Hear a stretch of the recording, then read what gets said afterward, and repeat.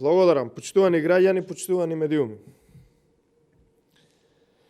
Ограбувањето на државата и граѓаните од страна на владата на СДСМ не престанува уште откако постои СДСМ, а најинтензивно се гледа и се чувствува на кожата на граѓаните последниве 5 години.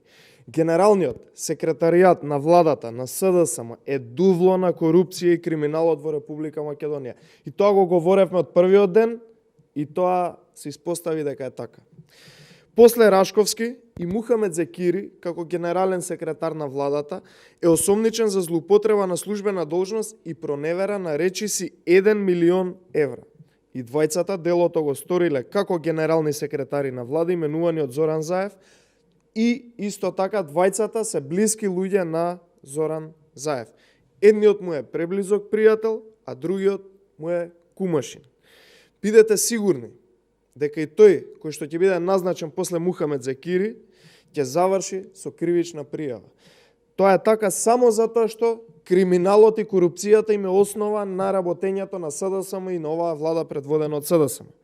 Шемата била слична како на Рашковски. Рашковски сам на себе си продаде софтвер и го плати со парите на граѓаните, а во случајот на Мухамед Зекири, за кој што отиде во притвор, е направена злоупотреба на службена положба и внимавајте, без спроведување на соодветна јавна постапка, односно тендер, склучил договор за консултантски услуги кој изнесува 1 милион евра.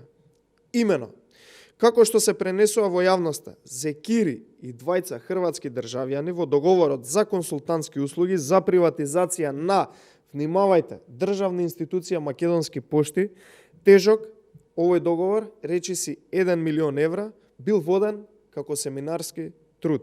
Мухамед Зекири во 4 очи без тендер во коруптивен договор со хрватските државјани за 1 милион евра правел фиктивни физибилити студии за рационализација и продажба на Македонски пошти или, како што велат и самите, семинарски труд, компанија која што едва врзува крај со крај и која нема пари да исплати плати на вработените.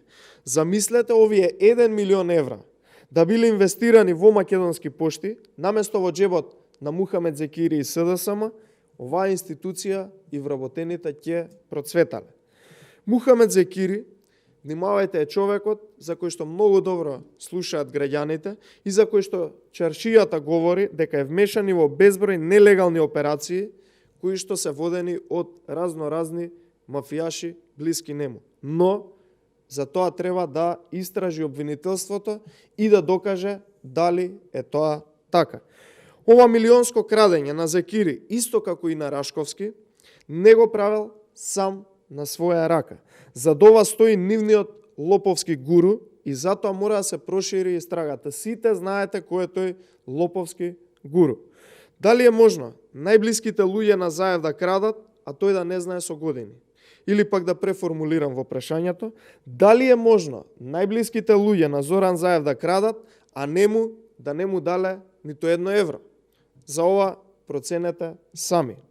Затоа повторно прашуваме, дали и колку од парите кои што ги земал Мухамед Зекири, околу 1 милион евра, завршиле во джебот на кумашинот Заев или пак кај новиот негов шеф Ковачевски? За ова мора јавно да се огласат институциите и да прекинат да спијат и да прекинат да ги кријат криминалците од СДСМ, не само еден човек да одговара, туку да одговараат сите вмешани во целиот случај. Ова е одговорот, целиот овој случај кој што вчера го гледавме по медиумите, е одговорот зошто Република Македонија е најкорумпираната држава во Европа. Ова е одговорот зошто Македонија е најсиромашната држава во Европа и ова е одговорот зошто народот и граѓаните тонат во сиромаштија, а голтарите од СДСМ кои што се на власт и дуи се претвораат во милионери. Благодарам.